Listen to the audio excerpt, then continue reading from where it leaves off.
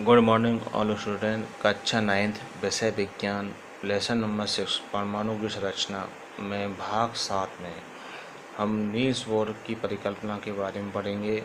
अब से पहले हमने जे थॉम्सन का परमाणु मॉडल व रदरफोर्ड के परमाणु मॉडल के बारे में जानकारी प्राप्त की थी। अब आज के टॉपिक में नील्स बोर की परिकल्पना क्या है, नील्स बोर ने क्या परमाणु मॉडल की व्याख्या दी थी। तो सन 1913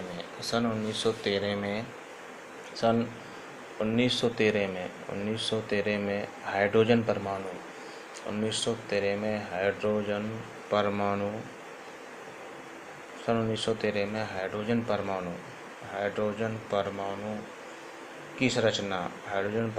की संरचना तथा उसके स्पेक्ट्रम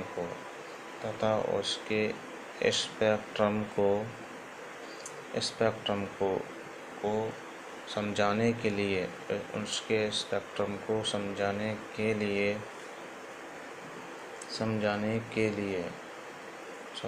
के लिए यह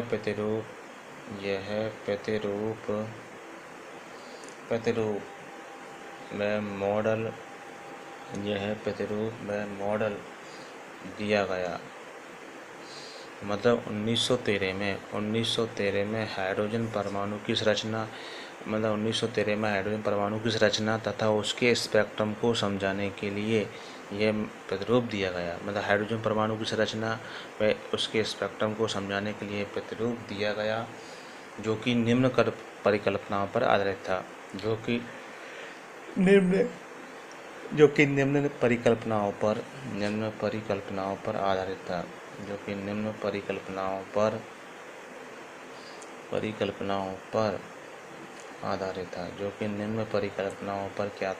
आधारित था। अब है पहला पॉइंट, निम्न परिकल्पनाएं कौन कौन सी थी। परमाणु के केंद्र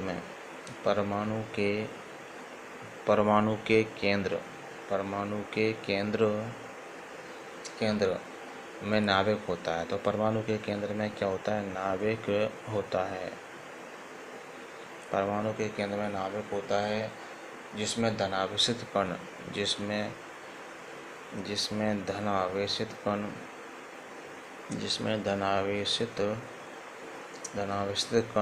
प्रोटॉन उपस्थित होते हैं।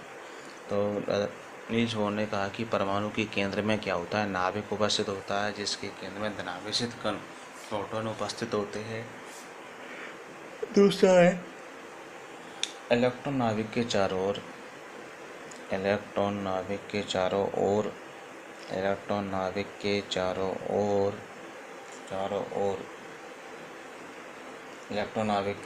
निश्चित त्रिज्या एवं ऊर्जा वाले पथ यानी रास्ते में गति करते हैं। तो इलेक्ट्रॉन नाभिक के चारों ओर निश्चित त्रिज्या व ऊर्जा पथ पर गति करते हैं। ये निश्चित ऊर्जा वाले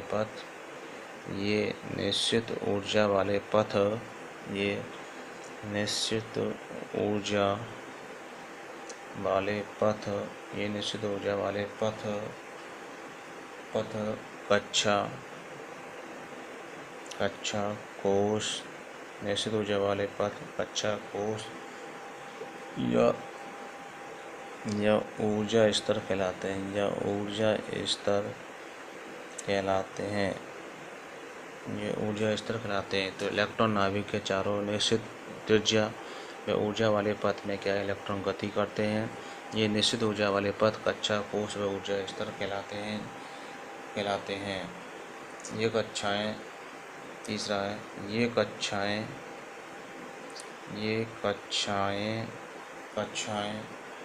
नाभिक के चारों ओर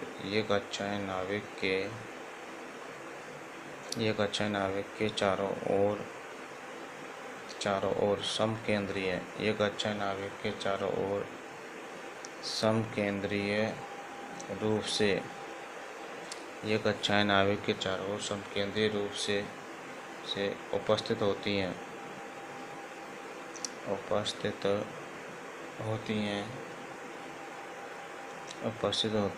इन्हें n से दर्शाया जाता है। ये कक्षाएं नाभिक के चारों ओर समकेंद्रीय रूप से उपस्थित होती हैं, जिन्हें n से दर्शाया जाता है। इसका मान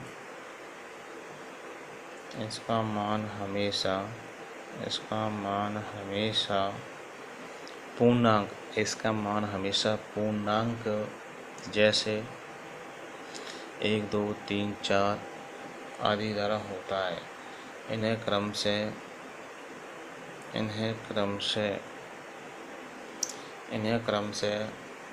K, L, M, N से भी प्रदर्शित किया जाता है।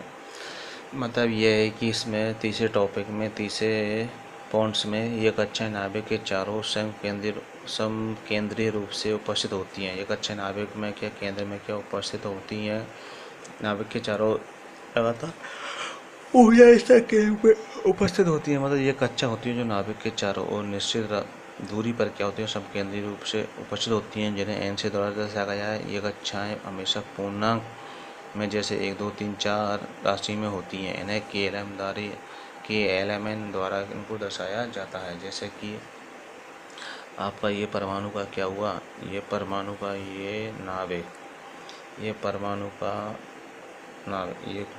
क्या है, नाभिक। ये क्या नाभिक। अब इस नाभिक के चारों समकेंद्रीय रूप से क्या होती हैं, कक्षाएं होती हैं। निश्चित ऊर्जा वाले पथ व त्रिज्या वाले में इलेक्ट्रॉन क्या करते हैं, गति करते हैं। तो ये क्या हुआ, ये तो आपका नाभिक, ये वाला भाग तो क्या हुआ, नाभिक। ये प्रथम कक्ष हो गया, प्रथम कक्ष या कक्षा के, जहाँ n बराबर क्या है 1। ये आपकी द्वितीय कक्षा हो गई। ये द्वितीय कक्षा n बराबर कितना रखते हैं, 2 रखते हैं। और एक और कक्षा हो गई आपकी तृतीय कक्षा, ये हो गई n बराबर 3। और चतुर्थ कक्षा हो गई आपकी n बराबर 4। तो ये क्या है, कक्षाओं के रूप में KLM कक्षाओं द्वारा इनको दर्शाया जाता है। इनको KLM कक्षाओं द्वारा क्या दर्शाया जाता है। चौथा पॉइंट है कि n का मान बढ़ने पर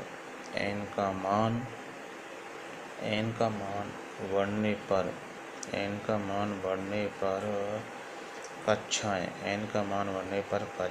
नाभिक के चारों ओर, n का मान बढ़ने पर कक्षाएं नाभिक से दूर हो जाती हैं। नाभिक से क्या हो जाती हैं, दूर हो जाती हैं। मतलब n का मान बढ़ने पर कक्षाएं नाभिक से दूर हो जाती हैं और ऊर्जा बढ़ती जाती है।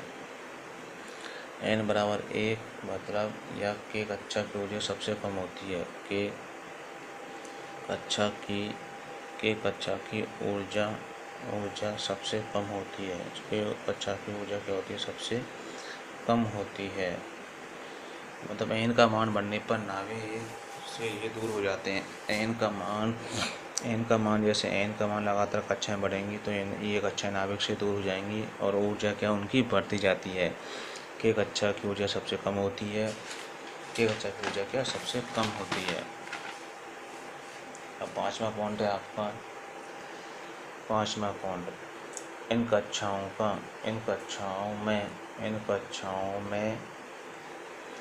कक्षाओं में इलेक्ट्रॉन का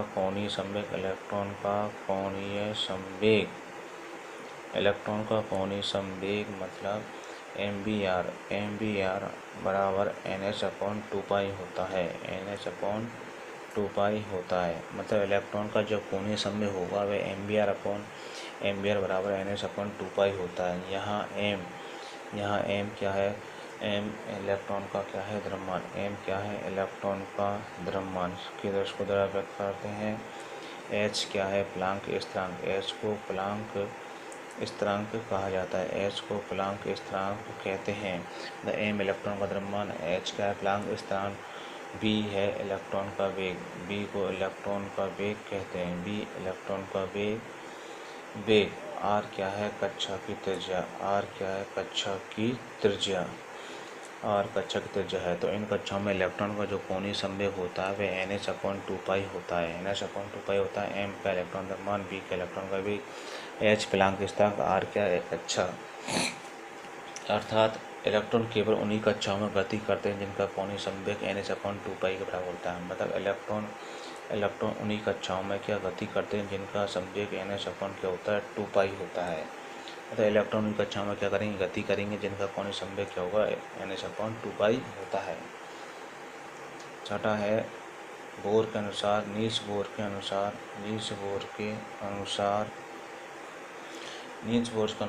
एक निश्चित ऊर्जा वाले एक निश्चित कक्षा में नील्स बोर के अनुसार निश्चित कक्षा में चक्कर लगाते हैं। नील्स बोर के अनुसार एक निश्चित कक्षा में क्या चक्कर लगाने पर नील्स बोर के अनुसार एक निश्चित कक्षा में चक्कर लगाने पर इलेक्ट्रॉन की ऊर्जा में कोई परिवर्तन नहीं होता है। मतलब वो कह रहा है कि नील्स बोर के अनुसार एक निश्चित कक्षा में चक्कर लगाने पर इलेक्ट्रॉन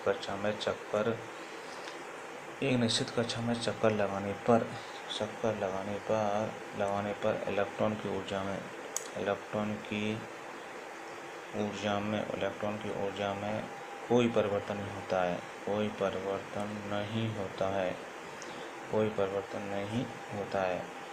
तो बोर के अनुसार एक निश्चित कक्षा में चक्कर लगाने पर इलेक्ट्रॉन की ऊर्जा में कोई परिवर्तन नहीं होता है। सातवां पॉइंट है जब इलेक्ट्रॉन परमाणु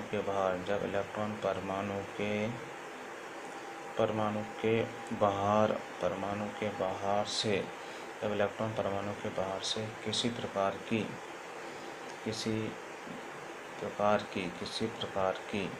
वो कह रहा है इलेक्ट्रॉन जब परमाणु के बाहर से किसी प्रकार की ऊर्जा का अवशोषण करता है। जब परमाणु के बाहर किसी प्रकार की ऊर्जा का अवशोषण करता है तो उत्तेजित होकर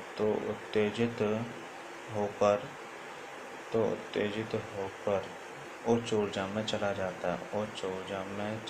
जाता है।